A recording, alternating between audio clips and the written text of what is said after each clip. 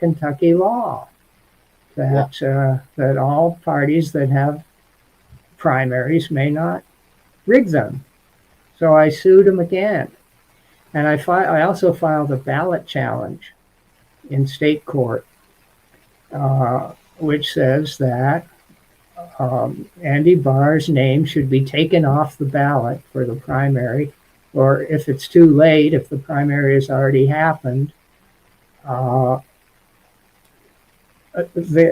he should be disqualified, and we should have a new primary election on the Democratic side between the two remaining candidates, myself and a fairly unknown politician named Pepe Martin.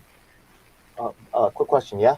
Yeah. Besides their own admitted, right? Yeah, their own admissions. Is there any other evidence that you have that really? Is there any maybe written documents where they're or? Well, the minutes of the meeting at which they endorsed and started working on the campaign. Where can people get a hold of those minutes? Where can people well, you can. I hope they watch. Yeah. Contact me. Okay. How can you can find me on Twitter. Okay. On Facebook, I may be getting banned from Facebook pretty soon for commenting about a certain vaccine issue. They don't like that, but if I'm banned from Facebook, I'll still be on Twitter. But anyway, yeah, you can find me there. Is George for KY, or what is it again? On Twitter? Jeff Young for KY. What is it again? Something like that. I forgot. Oh my goodness. Yeah, what's the website though? You should always remember that one. Website, Young for Kentucky. YOUNG, the number 4, KY.com. But you'll have to look for the archive version, because I haven't started up my new website. Well, one clue that I can put in, so the thing is that, right, we want to talk to different communities. Unfortunately, Jimmy Dore's community has been shut off to me, but, maybe it's open to you. I hope so, right? Yeah. But one community I can put you in touch with who have also been wronged by the judicial system, Melinda Katz up here, right? She was elected Queen CA despite, ignoring the case of the second longest wrongfully man held in, for wrongful incarceration in New York State, refusing to address him, or Nolan Farrell, right? These people have also seen election manipulation go on to make sure that their needs are unaddressed. That's why I work with communities like that, like people with disabilities, people with public housing that have been traditionally underserved. Mm-hmm. And, seeing how you keep talking to me, right, once again, I appreciate the fact that you're still accessible, despite the fact that, a lot of other people in a certain ecosystem have shut me out. Maybe these people can also find relief or justice through someone who remains open. So thank you so much. Yeah. So what other people can you find, right, to be, once again, we talked about other camps that have been ripped off by the system, the other camps that are reaching out to you. Well, let me answer to address this. Yeah. Let me answer your first question about this judge. So before the primary, 12 days before the primary, I filed this ballot challenge trying to get Andy Beshear's name removed from the ballot, or if the election happens, to have all his votes set to 0 and have a new primary with just the 2 legitimate, constitutionally qualified candidates on the ballot without Beshear. And so this judge, the day before the primary, he just wasted time until the day before the primary. We had a motion hour. You can't challenge it, so you cannot, right? Yeah, they delay it, so it's too late. He did it almost till it's too late. So the afternoon of the Monday before the election, he enters an order granting Andy Beshear's motion to dismiss. And I'm not a lawyer, but I've seen enough motions to dismiss and enough orders from judges granting motions to dismiss to be able to tell instantly that it was legally devoid of merit. He threw the case. He violated the civil rules that tell judges what cases they're allowed to dismiss before discovery or before trial. And he violated all of those civil rules. He provided no factual basis for any of his legal conclusions. That violates the law. You know, judges, like anybody else, are supposed to show their work, right? Well, yeah, exactly. And this judge dismissed you. How did this judge get into power? We're trying to affect that right now ourselves. The judges are really a part of the problem, and we need to actually make them accountable. How did that judge get into power in your district? This judge, what's the judge's name? Bradshaw or something? What's the name? Philip Shepard. Philip Shepard. How did this? Well, he had a long and distinguished career. He was the secretary of the Energy and Environment Cabinet in Frankfurt when I was working there. As far as I knew, he was like really good. Party system, or how did they get in? Well, he decided to change careers, and I think he was a lawyer for a long time. He was a lawyer at the time when he was Secretary of the Cabinet. But he decided, well, he'd like to be a judge, and so he ran. We have elections for judges in Kentucky. Not every state does it that way. He ran and won and became a judge. I don't know how long ago. Are these public elections or are these party elections? Public. Oh, okay. Interesting. Yeah, here the way that people get into that framework is they go through the party system. And the party kind of controls it, yeah? Well, I'm trying to think now. There could have been a primary. I mean, yeah, he would have had to win the primary. Whenever it was, 10 years ago. These judges run as Democrats and get Democrat Party like support and stuff like that? No, I'm wrong. Judge elections are all nonpartisan. So you just put your name out there, and nobody's even supposed to know what party you are. But in the background, in reality, right? They do. Right or wrong, they're connected. Everybody knows. Yeah, they're connected because of course you're going to be connected, right? Yeah, you really play on strings of power. They definitely, right? Yeah, you definitely get your people into the judge position. A lot of times it's the last resort. And once again, people who are working wrongful conviction, people who are in public housing, they have not gotten justice. That's why I work with them because, and they will be receptive to your message in a way that a lot of other people will not. You know what I mean? So what are other groups that besides candidates, right? I'm trying to get those together too with the Unified Platform. Thanks for participating on that. Just so you know, Brian Winters and his American Union, we're actually teaming up for the 24 election cycle. So we're going to work together, even though a lot of these other groups, right? Yeah, like I like his program. I'm not here to be the guy. I'm here to actually get the change. So, me and Brian, but once again, you can see that from Yang Gang to Jimmy Dore's group to MPP, like they're all suppressing knowledge of our work. Keep doing it. Go ahead. Yeah. But I appreciate we should cross those worlds. I'm so sorry to jam out. No, that's right. No, it's good to know what's going on in different locations. And, you don't have to be a lawyer to file a lawsuit. And anyone can do it. And, you may get your first few cases dismissed because they may not make a case that is legally comprehensible. Are you going to appeal the case? Are you going to appeal they're throwing out the case? They dismiss it? No, I've done that every time a case has been dismissed between 2015 and now. Every time I've appealed, the Kentucky Court of Appeals simply says, "Oh, this is what the judge says, so we deny your appeal." They don't do any judging. What's the use of appealing? There's no use at all.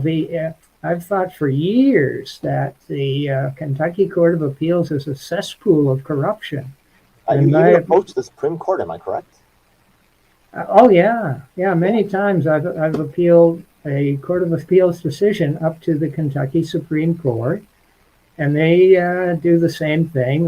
They either refuse to review it, because they don't have to, they have a choice, or they do review it and then say, oh, the trial court said Mr. Young's lawsuit was dismissed. And the Court of Appeals said, yeah, they agree with that. So we agree too. It's like there's no legal analysis. These decisions never even say what my arguments were. They never show their work. Yeah, this precedent is historically significant.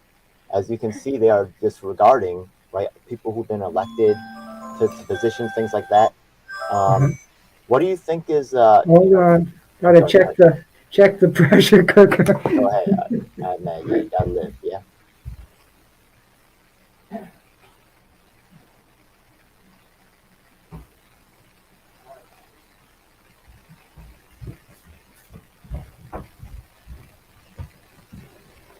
Okay, that's the last time. It's off the heat. This cool, is kind of cooled down by itself. Sorry. No, that's fine. Look, I know you're actually. I know what you sacrificed for the campaign. I know what you've. You've really put a lot of your own personal investment of time and energy, and also your finances. I know you've actually put that all on the line. Yeah. To fix the future, and I respect that so much, man. Not only do they do these courts, mostly the trial courts, but also the Court of Appeals and even the Kentucky Supreme Court. Just dismissing it is not enough. The lawyers always ask for money. And the lawyers and the judges work together. And the thing is that, right? Yes. Yeah, that's why the lawyers don't want to take your case, because they have to see that judge another day. They don't want to take a case against the judge. Never. Yeah. Good luck with that one. They're co-workers. Yeah. Come on. Yeah. Like people wrongfully incarcerated, they face the same issues. So, yeah, that's right. They spend time in prison. Yeah. Because as a result of that crap. Yeah. Yeah. So I've been appealing, but I'm not appealing this time. 2023. Okay, what I did was when the judge threw out my case the day before the primary, I filed a motion with the same judge to vacate his order, reverse it, and say, I filed like 30-page explanation of why his order was unlawful, violated the civil rules, and he didn't do anything he was supposed to do. So I filed that. And then, a couple of weeks later, he has another motion hour and just says, no, I deny your motion to vacate. And the explanation, well, there was no explanation of that. And I did it a second time. I filed another motion to vacate the first two. And there, he also denied that. I think that was on July 5th. And meanwhile, the primary's over, and Beshear and his opponent, the Republican opponent, Daniel Cameron, are both running for governor. And I'm still asking the judge to change his decision. I'm actually a long-time corruption fighter, and the thing is that when they get to this level of arrogance, right? The thing is that, and once again, we see it. Once again, I've encouraged my viewers to look in Google. I probably should do a screen share, but I'm just learning StreamYard, by the way. But but arrogance is exactly the right word. They will say it not on what is it, local nationally syndicated TV, right? What was WKR who announced, as these candidates literally said, we're not going to support Jeff Young even though he's elected, right? Yeah. What was the name of that channel that put it on? I think it might have been WKYT. I forget. Are they affiliated with NBC or ABC? One of those? Yeah, one of those. Yeah, I can't. Even them, they that bold. Like they're like, we don't care. We're going to tell the world that we don't care about what people who voted think. The party. Well, right, that's right. Has their own agenda. Yeah, screw Jeff Young, screw the people. We got our own agenda. What? They TV. They don't even care. It's right. It's nuts. Yeah. This is historically. Yeah. I mean, he was insulting, arrogant and insulting at that press conference. He said Jeff Young needs help, and this is not going to help him. What I was trying to get at was like when they get to this level of open, right? They've done it to other people. Has anybody maybe reached out to you? Like we talked about class action before. I'm interested in getting you in touch with people from across the country who are experiencing similar issues, who the press isn't helping, by the way. Just like real people out here fighting for Assange, by the way. Like real people fighting against the war, by the way. Right? Yeah. But anyways, okay. Well, I mean, there were in this year's governor's race, there were 12 Republicans and 3 Democrats in the primary season. One of those Republicans is kind of a fighter. He actually is an attorney, Eric Dieters, and he might be willing to talk with you about how corrupt Kentucky judges are, because he mentioned that on the campaign trail. He says, I'm fighting for the common people, and when judges are corrupt, I say that, and I try to get them. If he does, by the way, and I've talked a little bit about some of my national coalition, like people from Pennsylvania, people from Texas, people from California, I'd like you to be a lead. In the year of the 22 election cycle, both me and Brian Winters recognized how you were actually willing to go above and beyond to work with others, to have real honest conversations about policy. I think Susan from West Virginia, you might remember her, former Green presidential candidate. Also, I think we're West Virginia, not too far from Kentucky, right? Yeah. Oh yeah, we're border. We're right. We border them. We have some shared issues, right? Yeah, both speaking to a, I think mostly right-wing audience, but I think that we have a lot in common and a lot of addressment that of Democrat Party BS and but unfortunately it happens on the Republican side too, and we're all fighting as little people trying to get our issues heard. I'd like you to be a lead. So if I ever talk with a Republican guy, I want you to keep being an ongoing part of. Honestly, a future change, because whether you're elected or not, you will. If you're working with me, I swear to God, we will impact the process. It doesn't matter one way or the other. Yeah, I could tell you're in it to stick with it. So, I'd like to talk with him. Yeah, but I hope you'd be a part of that conversation as well. Oh, I'd be happy to talk with people who have been wronged by our legal system. So just to finish up, I didn't file any more motions to vacate. I get it. What I did was I went to the Kentucky Judicial Conduct Commission and said, this judge has behaved in an outrageously unlawful way, and you, the Judicial Conduct Commission, have the authority to remove him from the bench. You can reprimand him or slap on the wrist, but you can also get him fired, get him gone. And I asked them to do that, and they wrote back to my version 1 of my complaint against Philip Shepard and said, well, we don't think we might have the authority to even consider your complaint, because it's not like about a judge that's taking bribes or sleeping with the one side of the defense attorney or doing something, being drunk when he's sitting up there. It's not one of those kind of complaints. You're talking about an ongoing case that where you disagree with the. All right, so I filed an amended one. Oh, they said they were bound by the Kentucky Supreme Court's rules of judicial conduct. Okay, fine. When does this judge get reelected? I looked them up. Does the judge have is the judge going to face a reelection cycle? He's not. He's in there for another 7 years. We have 8-year terms, and he just got reelected in November of 2022. So anyway, I filed an amended complaint against the same judge last week and sent it to the Judicial Conduct Commission and said, okay, look, I looked up the rules of judicial conduct and he violated about 8 of them. So now will you consider my complaint? Now you have no more excuses. Could you maybe trigger through a jury trial? Is that an option? No, I could appeal. Let's see. if the Kentucky Bar Association Can't trust the reaches judge, a man. You gotta go to the decision, jury if that's available. that's no, it goes to the Kentucky Supreme Court, uh, and they are judges who have started out. You know, they may have started out honest. By the time they get to the Kentucky Supreme Court, they're totally corrupt too. Try to get the right. It's a constitutional right to have a right to trial by your peers, right? Yeah. So you might be able Yeah, to make a call for that, but you can't trust these judges. Yeah, they're obviously corrupt. They're obviously tied to the political system. They're obviously getting money. They're obviously, yeah, no, yeah. We're actually trying to through some.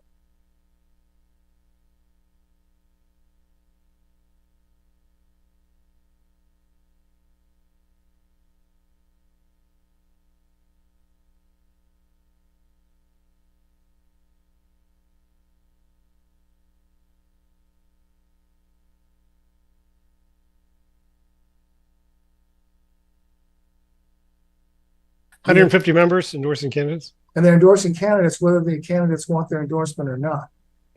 So I don't know. And thank you, everyone. I see we're getting some folks here. Is that Mr. James Jones? Oh, there's Matt. Okay, great. Well, very good. We're getting folks here. I hope Mark's going to show up so that we can have him do some comments that we look for.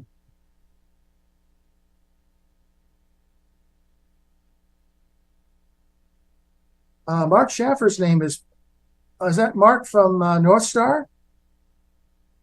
Yes, Schaefer, not Schaffer. I'm sorry. Hi. And you're the labor attorney, correct? Or you were? My brother is a housing lawyer. Okay. But I'm more of a philosopher than a legal scholar. Okay. Very good. Mark and I go way back because we co-started the Eco-Socialist Review back in the 80s and ran that for about 7 years. Oh, okay. Till my ADD, I lost attention span for it. But if I had stayed on the Eco-Socialist bandwagon, I'd still be riding high. Yeah, Jay actually did most of the work in Eco-Socialist Review. I sort of supported, but I did other things and stayed with it. Yeah. Well, thank you for joining us tonight anyway.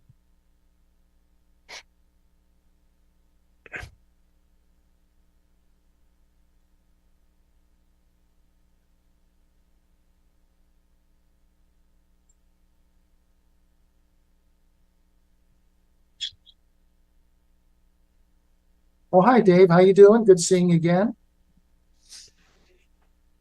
Hey there, Ken.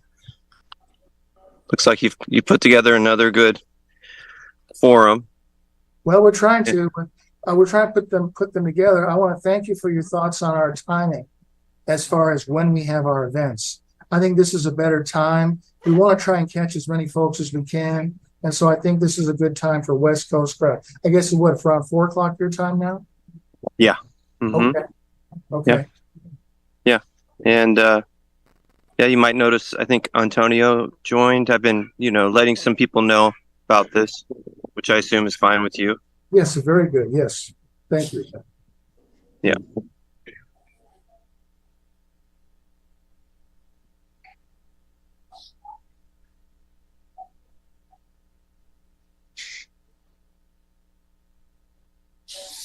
If everyone doesn't mind, we'll start shortly. We're just waiting for everyone to clock in so that we can get a running start.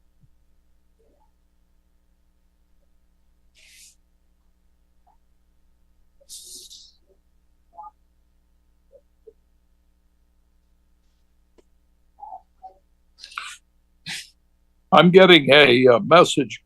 Can you hear me, Kevin? I can, yes. I'm getting a message from Mark Schaefer. Okay. Talking about the YPSL. Okay, very good. Well, she'll have a lot in common there. Is Mark there? He's there, yes. Mark Schaefer's there. What was your comment, Mark? It was kind of broken up.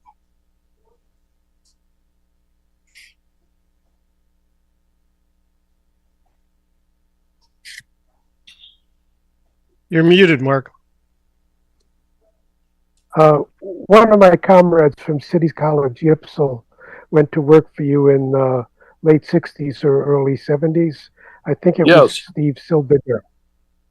Oh, yes, I know Steve. What's happened? Touch with him. What happened? I lost touch with him. I know he worked for Steve Solars in Congress, but I lost touch with him after that. Yeah, close it. Yeah, I thought he was going to become a lawyer. I lost track of him too. Excuse me.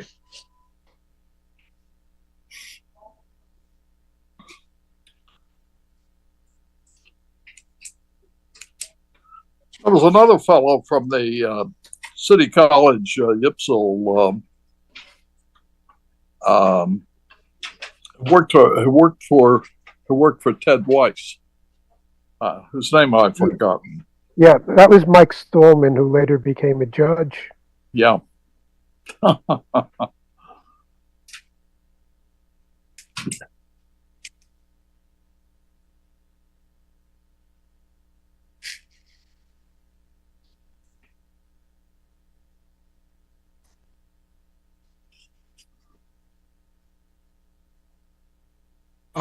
This presentation wouldn't happen to be going to be recorded and available later, would it? In fact, I'm about to push the recording button right now. Awesome. How will I be able to access this later? Yes, we'll try and have it for you. I suppose I could send you an email. And we're talking about right now what we can do with our recorded events. That is something we're just starting now. We'll try and have something for you. Because I actually had something else I was planning on going to tonight. I just got an email about this, and I was like, I want to see that. Okay. So could I give you my email address? Please, go ahead. Yeah, it's Eldon, like my name right here. Corson, Korson, all one word, at gmail.com. Okay, very good. I'll make sure I get that for you. Okay, thank you so much. Good luck, everybody. Thank you. Thank you very much. We'll record now. Bye. Recording in progress.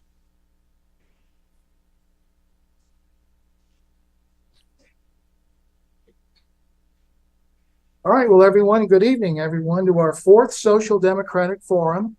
My name is Kevin McGuire, and I am the temporary organizer on behalf of the forum. Our idea is to have regular monthly forums organized by an elected committee that serves to assist in arranging speakers and online events related to the social democratic tradition as we know it, as limited as that may be here in America. We are presently inviting others to help form a temporary committee of board members to help oversee this project. So far, we have Mark Brazow as temporary chair, Eldon Klingon as temporary vice chair, and myself as temporary organizer, and Matt Krempelli as temporary board member. We want to thank Mark, Eldon, and Matt for all their temporary efforts in volunteering in this matter so far. We will be governed by some very basic temporary bylaws involving the democratic process.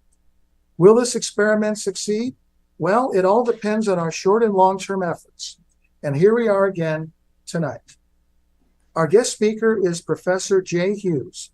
But before we begin our event with Jay, here's some opening remarks from our temporary chair, Mark Brazow. Mark? Hi, how you doing? One quick note. When I gave my talk a couple of months back, somebody asked if I thought that the Biden administration would be successful in generating new manufacturing jobs. And The next day, I had found out that they've already added 800,000 manufacturing jobs since the beginning of the Biden administration, which is pretty amazing. Anyways, our talk tonight, James is going to talk about AI and how it relates to social democracy. I just want to take a minute to set the table a little bit. Any successful ideology and political movement addresses itself to the challenges of the day and the time period it's in. AI relates to a number of challenges that our society is facing: technological displacement, getting our arms around social media and turning that into something that is useful to human flourishing instead of useful to fascists and trolls. Data sovereignty, democratizing AI and biotech, and bringing them into an egalitarian democratic orientation instead of something that consolidates corporate power. The energy density of AI is incredible, and how that relates to climate change, in driving the necessary computing power, surveillance capitalism, state surveillance, panoptic anxiety, disinformation. And then one thing I'm hoping James can talk to, that I know he's thought about, I think of a quadrangle of egalitarian and hierarchical and progressive and reactionary. And we have uneasy coalitions on the left between what I call egalitarian reactionaries and egalitarian progressives, if that makes sense, in terms of progressive, in terms of your relationship to, well, the old progressive movement, technological progress, good government, blah, blah, blah. So to introduce our speaker, let me pull up my notes. James Hughes is a professor at UMass Boston. He is the associate provost for there and the executive director of the techno-progressive think tank, the Institute for Ethics and Emerging Technologies, which he founded with Oxford philosopher Nick Bostrom. He holds a doctorate in sociology from the University of Chicago and is the author of Citizen Cyborg. Long an advocate of universal basic income, he joined the Democratic Socialist Organizing Committee in 1980 and served DSA in many capacities, including the steering committee of DSA North Star Caucus. My understanding is he plans to explore 4 aspects of AI this evening in relation to social democracy: impacts on inequality in politics, the social democratic approach to regulating AI emerging from the EU, social democratic responses to technological unemployment, such as UBI, and possible applications of AI to taxation, regulation, and planning. And with that, I'll turn it over. Well, I really appreciate the opportunity to speak to you all. Let's see if I can throw my slides up here. Let's see. And then share.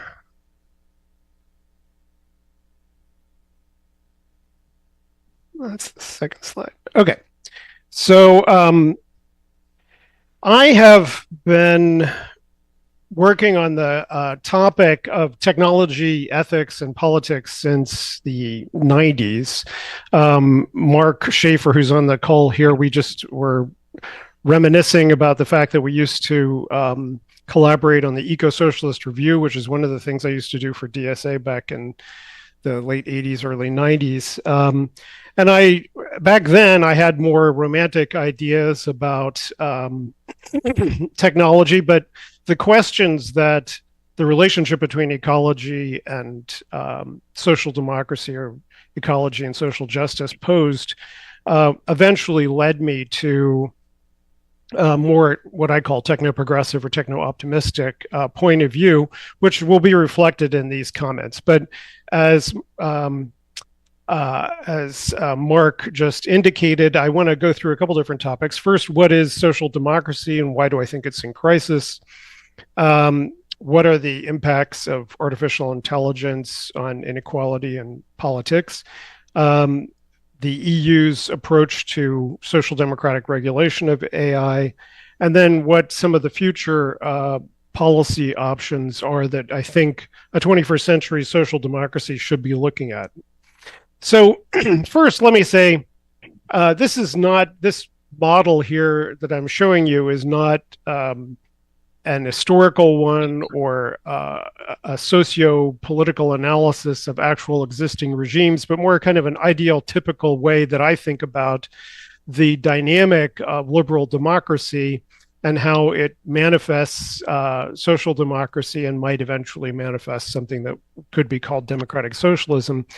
But the reason I wanted to throw this up here is that one of the reasons why I'm increasingly comfortable with social democrat as opposed to, or as opposed to something as opposed to something like left social democrat or democratic socialist, is that although I used to see social democracy and democratic socialism, at least in the DSA context, as pretty much equatable or interchangeable terms, that's not so much the case anymore for a current crop of democratic socialists. So I want to make clear that my approach to social democracy has fair elections, civil liberties, rule of law, checks and balances as the fundament of democracy, including democratic socialism, and that therefore single party states, whatever their character, are not what I would consider in this domain.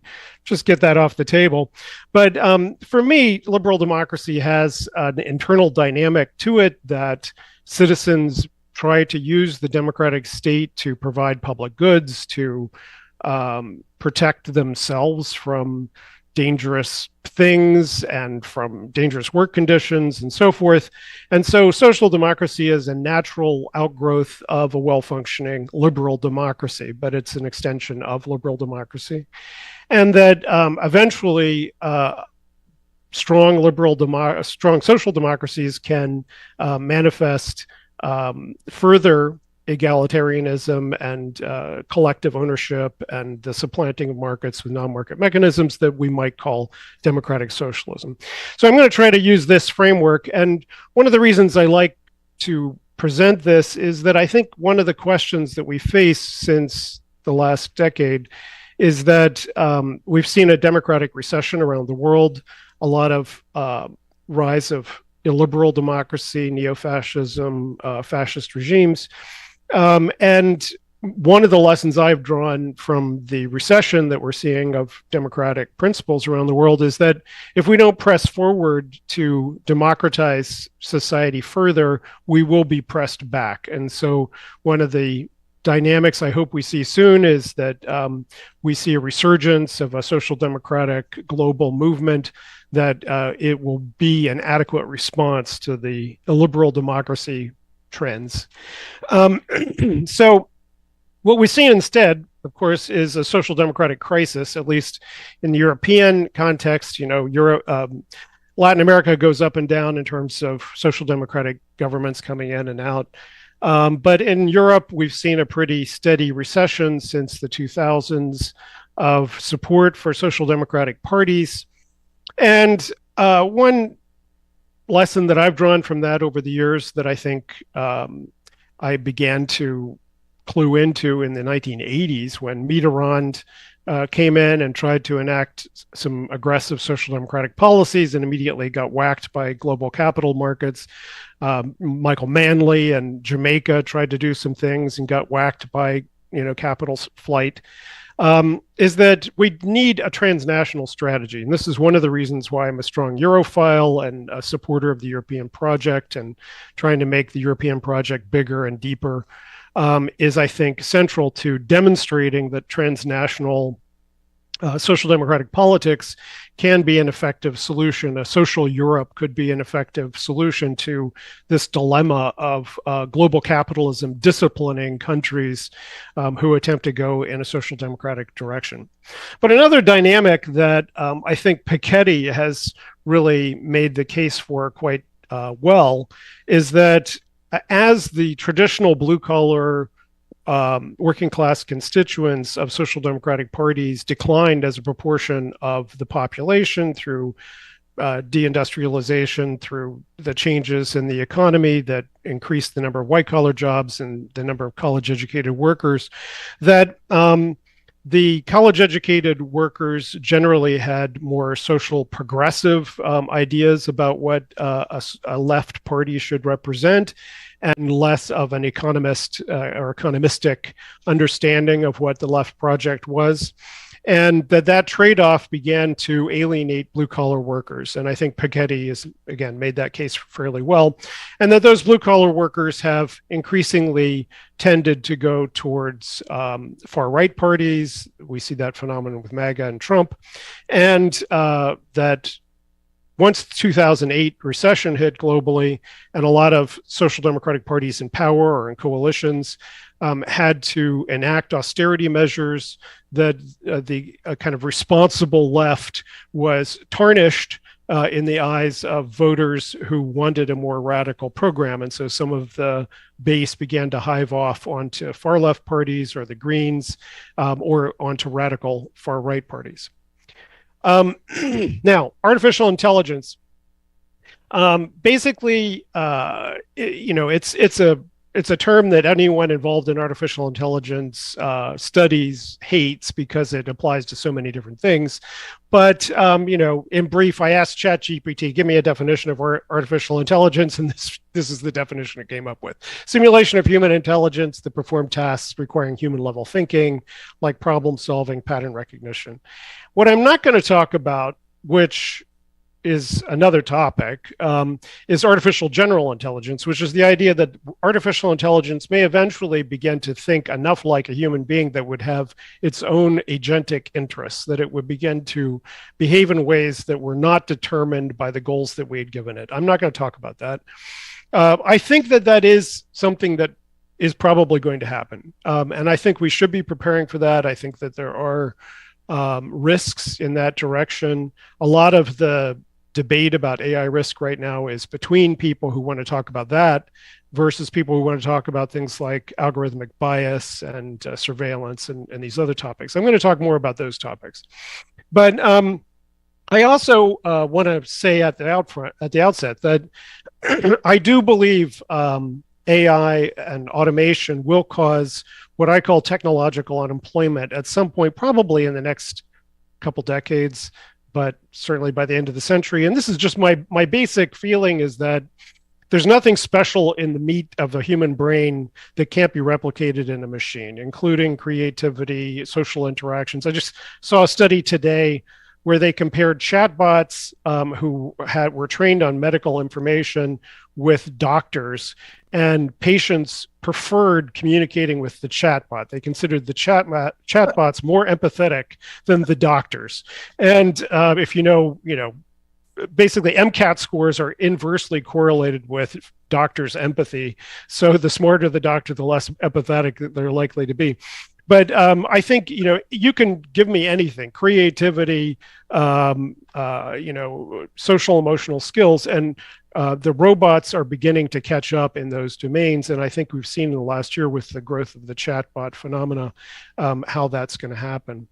I also think AI is a terrain of struggle. I've always insisted since the 90s that, and this is kind of core of why I call myself a techno-progressive, that technology is not, the technology is neutral, but the technology is an ongoing terrain of struggle that also changes the terrain of struggle. And that you can see the effect of power struggles in the way that we construct technology, but also technologies allow us to have further democratization. If that wasn't the case, we wouldn't have had the growth of democratization or social democratic societies in the first place, because every new technology just would have empowered rich people and powerful people to be more, and we would never have gotten rid of slavery. So I have to believe that artificial intelligence, although it poses many risks and needs to be regulated, that it can also be made liberatory. So those are some of my starting assumptions. Now, another assumption is that IT is pretty central to global capitalism. I don't think I need to make this case for you guys, but just here, a chart of the 50 most valuable companies in the world: Microsoft, Apple, Alphabet, Amazon. AI is central to those businesses, but really it's central to all of these businesses. All of these businesses are implementing AI in one way or another and in their various products. It's incorporated into everything. And so democratizing and regulating big tech in general and artificial intelligence in particular is a central challenge for Democrats today. Now, back to this chart of what the constituents of a social democratic society might be like and how they're being impacted. So in terms of the welfare system, I think I'm going to talk a little bit about how I think it's artificial intelligence and automation may impact the fiscal stability of the welfare state, and increase reliance on certain kinds of social services. But on the other hand, I want to emphasize that there are ways that artificial intelligence is already being applied to the welfare state that are strengthening it and transforming it in positive ways. The regulatory state, so the ability of the state to regulate capitalism, to detect bad things. Rapid change, we've seen with chat bots, for instance, how rapidly they came on the scene and how relatively slowly regulatory apparatuses are to catch up with these kinds of technological changes. That's certainly a risk. And on the other hand, AI tools are already being applied to regulation in various ways to improve enforcement. For instance, tax fraud, the detection of tax fraud. Now, it doesn't, a system that detects more tax fraud doesn't necessarily make the system more progressive, but if the wealthy are using their wealth to hide that wealth from taxes, and AI allows us to detect where they're hiding it, that may in fact have a progressive function. But on the other hand, artificial intelligence is the richest people in the world. Half of them are because of the growth of big tech, Bezos and Musk and so forth. And they definitely are using artificial intelligence in various ways to enhance their wealth and therefore their influence within the democratic system. So in all these ways, I think artificial intelligence, broadly understood, poses threats to democracy. It also allows us to imagine, at least in the democratic sphere, how artificial intelligence could be used in a liberatory way to monitor states, to monitor corporations, to detect rights violations, and potentially to organize countervailing power. Now, this is the part I think I'm weakest on. My son's a labor organizer in Chicago. And so I'm constantly asking him, are there any new tools in labor organizing that, that show the promise that apps might be able to do something better, faster, or more efficiently than labor unions? And he's always poo-pooing the idea, but he's invested in being a human labor organizer, not a robot. But I keep hoping that we'll get beyond, the 2000s flash mobs in the Arab Spring that were supposedly the sign that the internet could create new democratic countervailing power, because we haven't seen these new tools yet.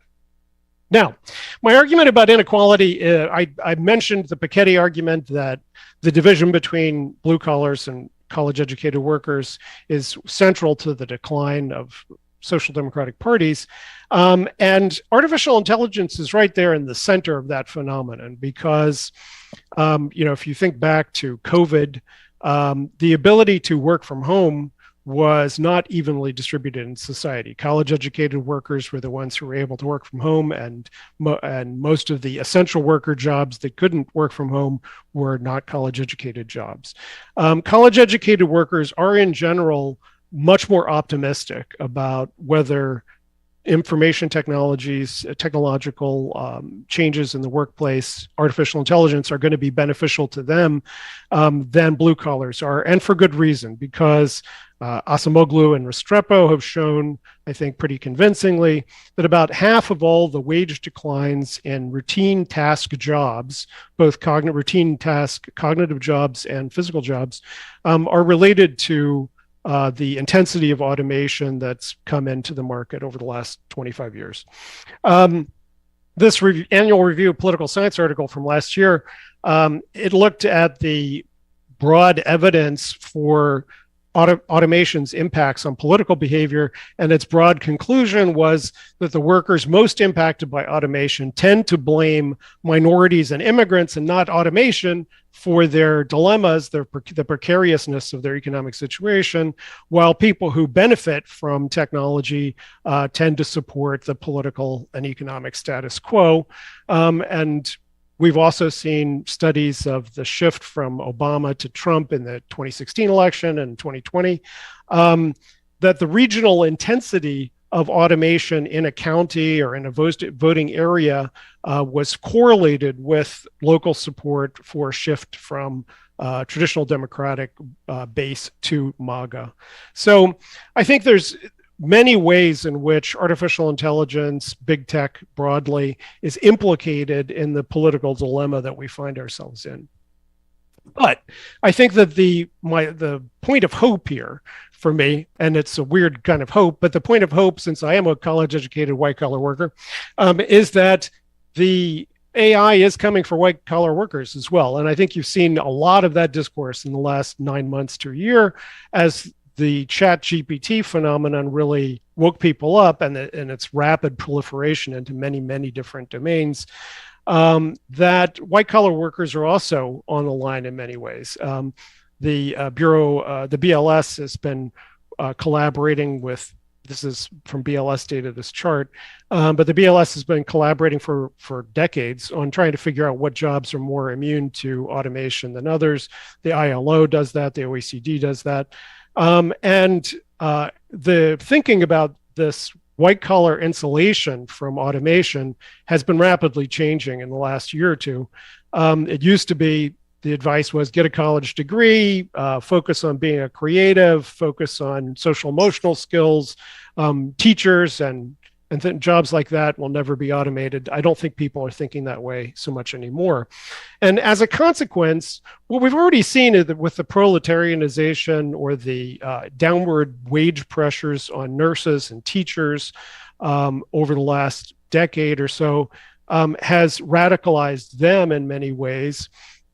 So one of the hopes is that the divisions between college-educated workers and non-college workers may be bridged by their common shared economic precarity in the face of growing automation and artificial intelligence. Now, another impact that I've written about, and if you're interested, you can just Google post-human governance. I wrote a paper about this a couple of years ago, trying to argue that it's not only the private sector that's going to see technological unemployment, but technological unemployment is also coming for public sector workers. And there's some evidence that since 2008, that usually one of the counter-cyclical effects of an economic downturn is that you would see an expansion of public sector employment. And one of the reasons why we didn't see so much of that was not only austerity, broadly written, but also that we don't need that many public sector workers, that a lot of the tasks that used to require hundreds of people to shuffle paper around can now be done much more simply with automation. Now, if you kept those people and retrained them, you could have the same size state and they could do more. But basically, I think one of the lessons that we may have to confront is that the state may be getting smaller in the future as we automate some of its functions. It doesn't necessarily make it more democratic or more transparent. In fact, this is one of the dilemmas: is that that AI tools may super empower undemocratic elites in various ways that we haven't seen before. You used to have to keep the loyalty of hundreds of thousands. And let's have a 1 second of silence for Comrade Prigozhin, who died today. But you used to have to keep the loyalty of hundreds of thousands of soldiers in order to stay in power. And maybe you just need to have your button on the robo soldiers of the future and not have to keep anybody's loyalty in the future. But from a social democratic point of view, I think it is going to be significant if we can make the argument that the automation of public sector work could make the state cheaper and more efficient, since, of course, this is one of the big concerns that people have about social democratic programs, is that it's just growing the state at the expense of the private economy. Another factor that I often bring up in this context is the gray tsunami, or the aging of the world. Crashing fertility rates combined with growing life expectancy around the world mean that we're headed for a rapidly aging world. And that in many societies, this is already putting pressure on the welfare state, the entitlement debate that we've seen for decades, and pressures to raise the retirement age, which I'm not in favor of, but it is one of the things that is out there. And I hope that automation will be one of the answers. Automation of work will be one of the answers as young workers become scarcer and more expensive, that it will change the economic balance in favor of automation. And we've already seen Japanese, Koreans, and even in China now, which is rapidly aging, people trying to think about what it would mean to have care robots that take care of the elderly instead of trying to get young people to do it. But I think one of the other things that I try to emphasize here is that it won't make very much sense to continue if we have 40 years after retirement of life expectancy and a shrinking number of young people. It won't make very much sense to just have social benefits keyed to age. That we definitely will need to universalize benefits like income support and healthcare, and not just have them be for retirees who are going to live longer and longer. Okay, and of course, we'll come back for questions in a second. But the EU, I don't think I have to tell you that China's vision of how to implement an information society is terrifying. They have a high number of cameras all over China with facial recognition tied into a surveillance system. I mean, they kind of overhype what they're actually doing, but their intent is to eventually have a fully surveilled society. They already have the Great Firewall. They can track you down for your comments on Weibo. They have the social credit system, which is basically a gamified version of totalitarian social control. And so they're kind of one extreme of the current vision of what a totalitarian model of information society might look like.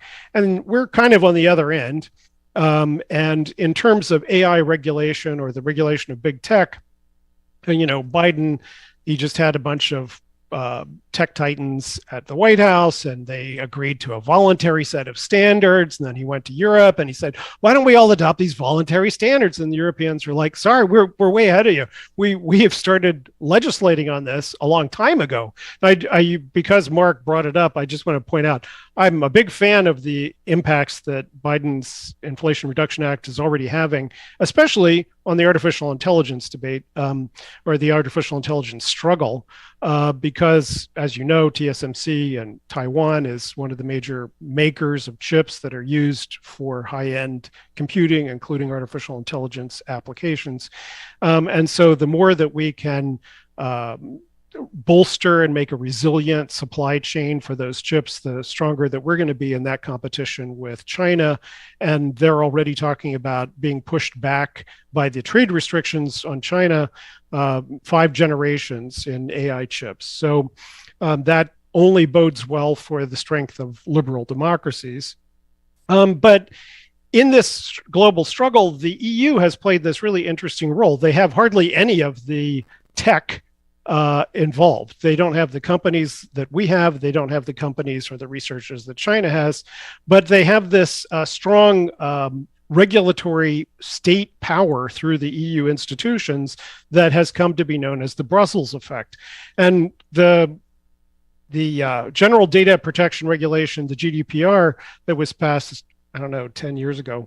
The GDPR has already been used to fine some of the biggest tech players here. Facebook, $1.2 billion, already paid in fines for their violations of privacy or for interoperability, the various things that GDPR covered. And so I think Europe is already demonstrating that you can have an enormous impact on the global behavior of these big tech companies and the kinds of regulations that they follow by enacting European-wide standards. And this has become called the Brussels effect. So in the last year, they passed the Digital Services Act, the Digital Marketing Act, and the Artificial Intelligence Act. I get a kick out of the fact Digital Services Act is called DSA. But the DSA is now coming into effect right now, and it's affecting Facebook, TikTok, Twitter, YouTube. They all are being required to comply with the new privacy standards, interoperability risk, moderation standards, and so forth on their platforms. The Artificial Intelligence Act does this interesting thing of creating a systematic evaluation of the riskiness of different kinds of AI systems. They may or may not be correct, but of course it could be changed in the future. And it establishes an EU-wide AI board to oversee the implementation of these policies. It is trying to force companies before they introduce artificial intelligence systems to show that their data sets are unbiased, that they have adequate risk management systems, that they have adequate protections for privacy and so forth. There are fines for non-compliance. It's not a voluntary system.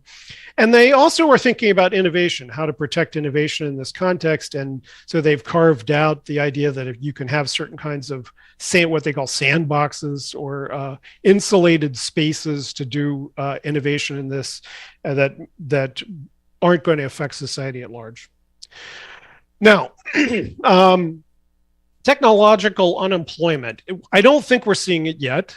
What we have seen is a gradual decline of the proportion in the United States, at any rate, gradual decline in the proportion of the population that's in paid employment since about 2000. But that's mostly the consequence of the retirement of the baby boomers, which I already mentioned is going to accelerate in the future. But when and if we see it, when the overall number of jobs begins to decline, there are going to be a number of policies, all of which are in one way or another, I suppose, social democratic, since they're interfering with the free market.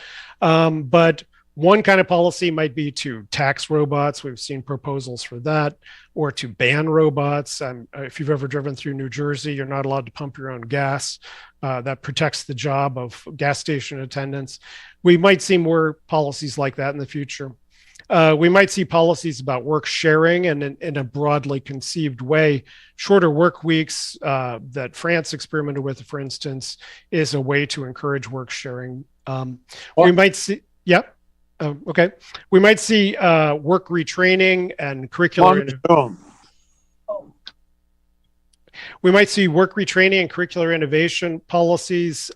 We've already, since the 90s, I remember Robert Reich, we used to say that the way the U.S. was going to stay on top was by training everybody up to compete in the new jobs.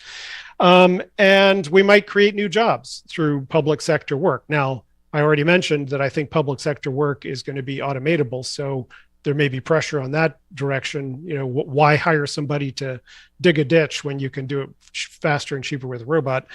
And finally, the policy that I think we're going to eventually end up on, which is the expansion of the social wage or the universal basic income.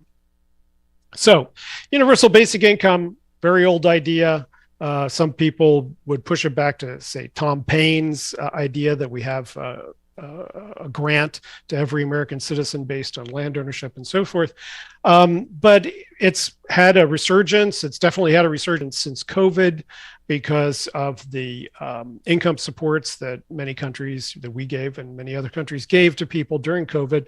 But it's been central to the vision of what's called the post-capitalist theorists. Now, I remember Andre Gortz talking about it back in the 80s, and he predates this, but Paul Mason, Arabastani, right. Eric Olenwright has made, I think, a very important set of arguments for universal basic income as a central socialist demand to break the relationship between work. Hey, nice to meet you, brother. Cool. I think Andrew Yang's presidential campaign as quixotic, as it turned out to be, that he showed that there was some political constituency already for a demand for universal basic income.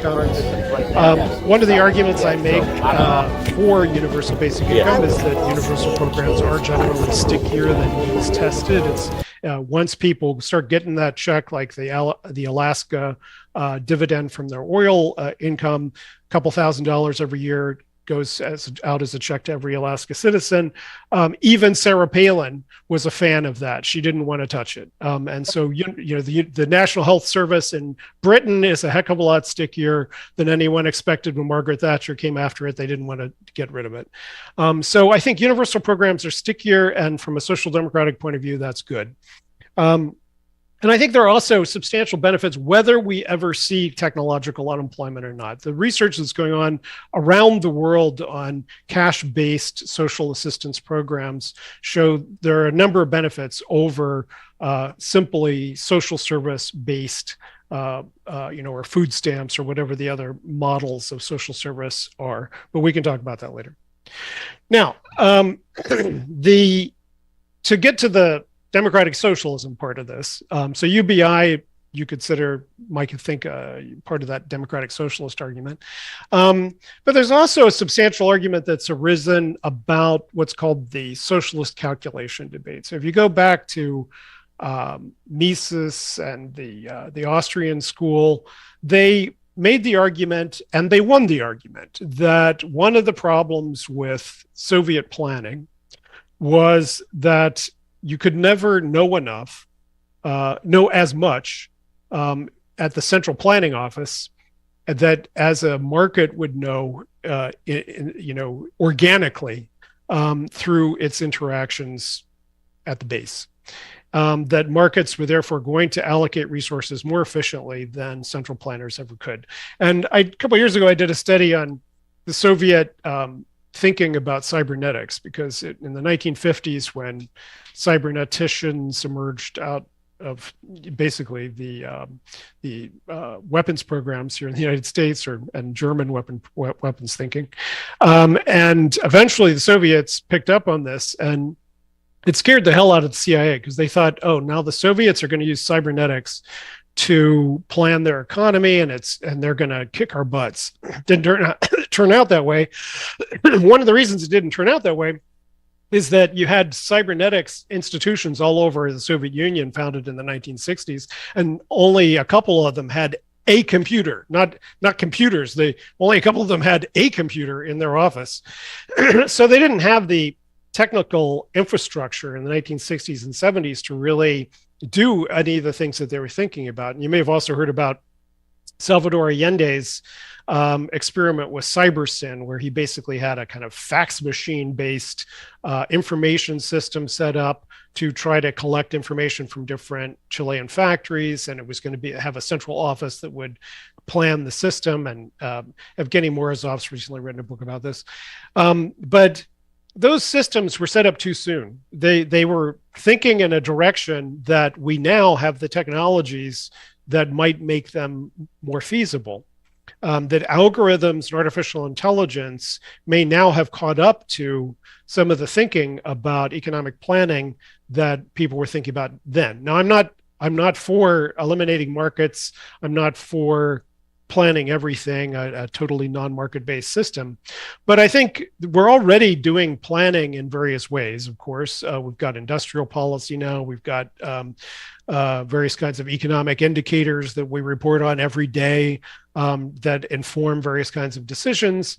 And in another way, we're creating, and those of us with Marxist backgrounds, the new society will grow out of the body of the old. So this book by Lee Phillips and Rogworski, People's Republic of Walmart, goes into the argument that if you look at what's happening in companies like Walmart, which is bigger than a lot of countries, that is coordinating millions, billions of products and resource flows and supply chains around the world, they also have within it predictive algorithmic mechanisms that say, there's going to be a ball game in Peoria next week, so ship toilet paper from over here because people are going to be eating a lot of tacos and blah, blah, blah.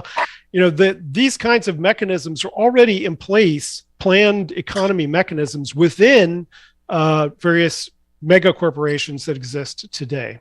And I don't have the slide in front of me, but the Chinese, Xi Jinping has advisors who are already thinking in this direction as well, that planned economy, one of the reasons Xi may be backing off on the full marketization that they had gone to through Deng, was that he thinks that artificial intelligence and an information society may need less market and may be able to do more planning. So it's not necessarily democratic, so it's not exactly necessarily social democratic, but it could be that in the future we see a stronger case for planning mechanisms.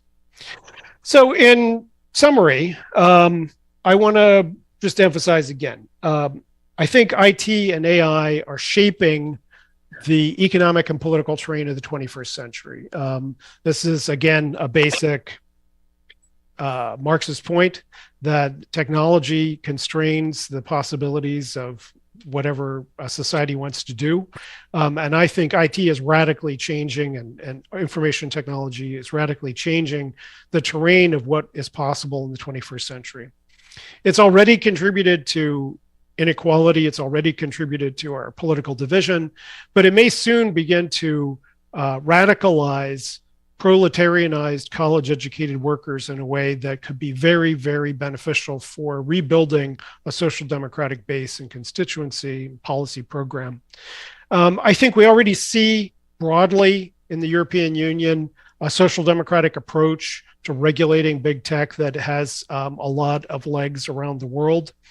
And I think that a modernizing or 21st century social democratic policy should embrace the automation of work, universal basic income, and smart planning in ways that I don't see very many progressives or not enough progressives doing today. So thank you for that. Let's see, I'll close this out here. Stop share. There we go. And of course, there's a lot more to say, but I'm looking forward to the conversation. Well, sure. Well, thank you, Jay. Anyone have an opening question for Jay? I'd like to comment. Okay, let's go with Theo. He raised his hand. Go ahead. Go ahead, Theo. No, go, Mark. Go to let someone else first then. Okay.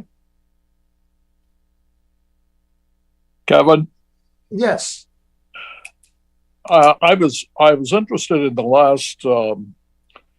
last major point that James made regarding the possibility of using artificial intelligence and the tools that it's going to bring into democratic planning, which is an idea that we sort of lost, I think, along the way in the social democratic movement. But it seems to me that that this ties very well with the idea of the Green New Deal, which would have in its values, or which would in its values accomplish many social democratic goals. And of course, the problem always that the right will raise, the Mises Hayek school of thought, was what, well, you can't really have something like the Green New Deal, because you simply cannot manage that kind of system. So I find what James has said actually rather optimistic, because it indicates that we may actually be able to accomplish this goal that many of us have seen as something that a society built on values really has to do. I think your point about the energy grid is interesting, because we already see these applications in trying to balance wind, solar, nuclear, gas, when you need to bring different things into play in an energy grid. So yes, and I personally, I have solar panels in my backyard, and I have an app on my phone that shows me how much juice they're giving me every day. So I'm hoping that we just get smarter and smarter with these kinds of applications. Okay, can we go with Theo? Thank you, Kevin. Thank you, James. I mean, this was a super cool presentation. And I am currently in Europe, actually, to be discussing what you just talked about. And what I saw you started your remarks saying, we, the US, need to look at the EU in terms of regulation. And my question is, I hear the same thing from the EU. The EU say we need to look at the US, what they're doing. So at the end, it's like I feel that there is like a blockade of who's doing who's doing what. And the second, I'm coming to the question, but you mentioned Europe doesn't have the tech innovation that the US has. But the thing is, when you look at the Silicon Valley, all those people are EU trained engineer that goes to the US, where or they Chinese liberty. Or Indian, yeah. Yes, but the EU one come back home and talk to the European politician about their experience of what they see and what they build in the US. So the EU politicians are not kind of in a vacuum. They still watch what happened on the other side. So my question is, how do you unlock that thing you were talking at the beginning? The EU looking at the US, waiting for something, and the US looking at the EU, waiting for something, and meanwhile, nothing is happening because there is no correlation. Like you said, Biden went to the EU, say, oh, we have this company that suddenly talked, but the company were the CEO and not the tech people who talk to the politician here in the EU. So how do you think we should look at it to try to untangle that conundrum? Well, I think what Europe has to study the US for is a tough nut of how you build an innovation ecosystem. That the various regulatory efforts to encourage industrial innovation in Europe have not been terribly successful, and I'm not sure that everything's amenable to a Manhattan Project approach. To just point, saying we're going to. Europe has, for instance, the Big Brain project, where they poured billions, and some projects are very successful, like the astrophysics or the particle accelerator projects that they have, CERN and so forth. Those are very successful, but not everything's amenable to that kind of an approach. And most of the AI innovation that's coming out of Europe is just at the app level, creation of different apps. So I think one of the things I'm optimistic about is that there seems to be a renewal of European solidarity coming out of the Ukraine war. And I hope that that gives new life to the idea that European investments could create European level industrial innovation. I know that people are thinking in that way and there are various experiments in that way. So I think that's the main thing they have to learn from us. I don't think they have much to learn from us regulatorily. I think Europe's ahead of us in many regulatory aspects, but open to hearing alternatives. And of course, China and India are other players here that we also have to learn from. China's economic roadblock now, it's mostly because I think they're overinvested in housing, but they did show that state action, concerted state action, can build an industrial sector that is pretty competitive in a very short period of time. So studying what China was able to accomplish, some of it may be just smoke and mirrors, we'll have to see. But studying what they were able to accomplish maybe have lessons for both the United States industrial policy and for European industrial policy. Okay, great. Mark Brazel, let's hear you. Okay, James, if you could put on your ethicist hat. Everybody, different experts have their kind of punch list of what we want from AI in terms of democratic values. Kay Crawford wrote Atlas of AI, talks about consent, credit, and compensation. John Zarilli, Citizen's Guide to AI, talks about accountability for outputs, especially where AI is doing things that have a moral dimension, and then transparency, verifiability.